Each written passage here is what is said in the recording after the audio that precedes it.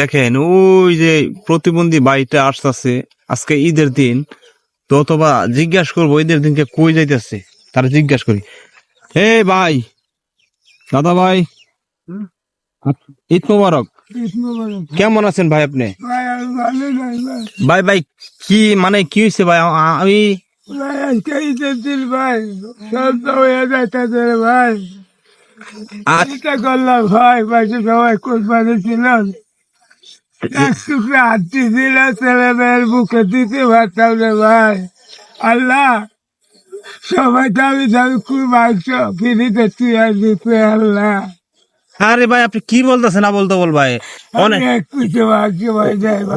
অনেকে যে ব্যাগ ভরে ভরে মাংস নিয়ে নিয়ে বিক্রি করতেছে কষাইদার কাছে, আপনি কি মাংস পান না? এটা কোনো কথা হইলো ভাই? আমি পাই নাই ভাই, ওই ভাই কে ছিলাম এরা কয় ভাই মাংস শেষ। প্রিয় দর্শক, আপনারা ভাবতেছেন যে এখানে এটা কোনো নাটক, এটা অত অভিনয়, অভিনয় না, অভিনয় না, কোনো নাটক না, কোনো কিছু না। দেখেন চোখের পানি কোনো সময় অভিনয় করে না ভাই, আমার ছেলে নাটক হয় না। মেয়েকে আমি একটু মাংস দিতে পারলাম না আল্লাহ। আল্লাহ গো, মানুষ দাবি দাবি গরু কোরবানি দেয়, আমার মতো প্রতিবন্ধী পাইল না আল্লাহ। আল্লাহ আমি প্রতিবন্ধী মানুষ, আল্লাহ তুমি মনে হয় আমার বড় পরীক্ষা করতেছো আল্লাহ। আমি পাই নাই, তাতে আমি তোমার কাছে অসন্তুষ্ট না, অনেক সন্তুষ্ট, অনেক অনেক হ্যাপি আল্লাহ।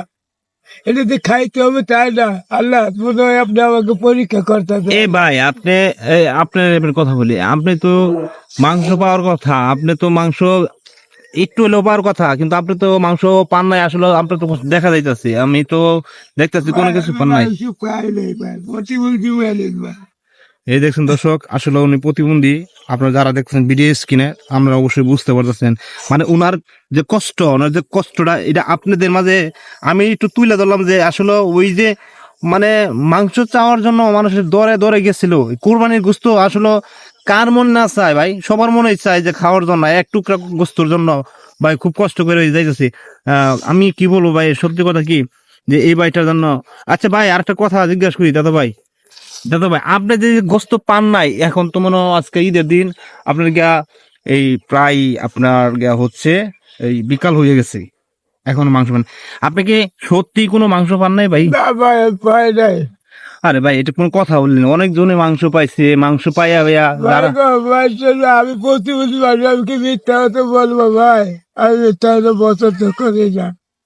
তো আপনার ফ্যামিলিতে কয়জন আছে? আমার ফ্যামিলিতে একটা মেয়ে একটা ছেলে, আর আমরা স্বামী স্ত্রী। ও, বুঝতে পারছি বুঝতে পারছি।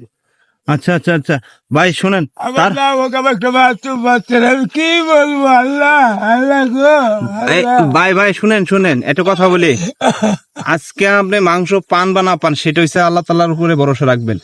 হতে পারে আল্লাহ আপনার কোনো দিক দিয়ে না কোনো দিক দিয়ে পরীক্ষা করতে পারে ভাই, এটা মন খারাপ করা যাবে না। আল্লাহর প্রতি সন্তুষ্ট থাকবেন সব সময়, আল্লাহ তাআলার কাছে সবসময় শুকরিয়া জানাবেন ভাই। আল্লাহ মনে হয় আমার মন পরীক্ষা করতেছে, পাই নাই, কোনো কষ্ট নাই আল্লাহ, তোমার কাছে লাখ লাখ শুক্রিয়া। শোনেন ভাই, একটা কথা বলি আপনারে, বলে একটা কথা বলি কি, আপনার সামনে ওই যে বাড়ি আছে, দুইটা বাড়ি আছে, অথবা ওখানে যাইতে পারেন আপনি, সে দেখেন যদি পান তাহলে আপনার মানে একটু একটু মাংস পাইলেও আপনি শুক্র আলহামদুলিল্লাহ আল্লাহ তাআলার কাছে শুকরিয়া জানাইবেন, উলাহান গুলো নিয়ে খাইতে পারবেন ভাই। প্রতিবন্ধী হলে ভাই অনেক কষ্ট রে ভাই। ঠিক আছে দাদা ভাই, আপনি কষ্ট করেন না ভাই। যাই হোক, আমি আপনারে কিছু টাকা দিচ্ছি, হ্যাঁ এই টাকা দিয়ে আপনি মাংস কিনে খাইন প্রয়োজনে। দাদা ভাই, হ্যাঁ আমি আপনাকে কিছু টাকা দিচ্ছি, হ্যাঁ আপনি এই টাকা দিয়া আপনি কিছু মাংস হলে কিনা আপনি ছেলেপুলান নিয়ে খাইবেন। কথা বুঝতে পারছেন দাদা ভাই? আচ্ছা।